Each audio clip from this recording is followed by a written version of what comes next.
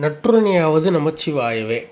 நாம் சிவன் கோயிலெல்லாம் நால்வர் செல்ல பார்த்துருப்போம். இந்த நால்வர் யாருன்னா 63 நாயன்மார்கள் 4 பேர். இவங்க தான் அந்த 4 பேர்: சம்பந்தர், அப்பர், சுந்தரர், மாணிக்கவாசகர்.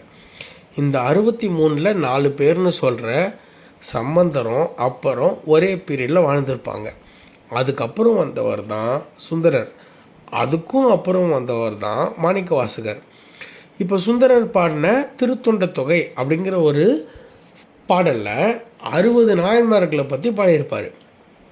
பிற்காலத்தில் திருநாகையூர் அப்படிங்கிற ஊரை சேர்ந்த நம்பியாண்டார் நம்பி அப்படிங்கிற ஒரு ஆள், அவர் யாருன்னா தேவார பாடல்கள் எல்லாம் ராஜராஜ சோழன் கேட்டதுக்காக தில்லையிலிருந்து எடுத்து தொகுத்திருப்பார். இவர் யாருன்னா பொல்லா பிள்ளையாரோட அருள் பெற்றவர்.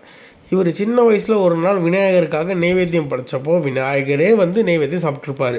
அப்படிப்பட்ட நம்பியாண்டார் நம்பி ஒரு திருவந்தாதி அப்படிங்கிற ஒரு பாடல் எழுதுகிறார். அதில் சுந்தரர் பாடிய 60 நாயன்மார்கள், அவங்களோட சேர்ந்து சுந்தரர், அவரோட அப்பா சடைய நாயனார், அம்மா இசை நாயனார், இந்த 3 பேரையும் சேர்த்து 63 அப்படின்னு பாடியிருப்பார். இப்படி தான் 63 நாயன்மார்கள் வராங்க.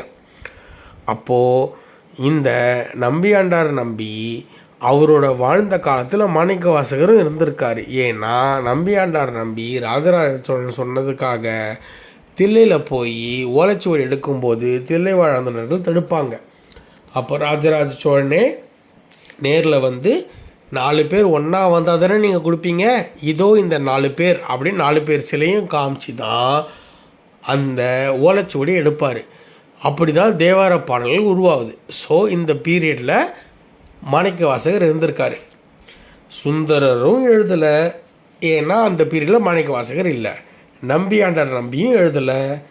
அப்போது மாணிக்கவாசகர் இந்த ஒட்டு மொத்த 63 இல்லையா? தானே சொல்ல சொல்ல அந்த சிவனே வந்து எழுதிய திருவாசகம் படித்த மாணிக்கவாசகரே 63 இல்லையா?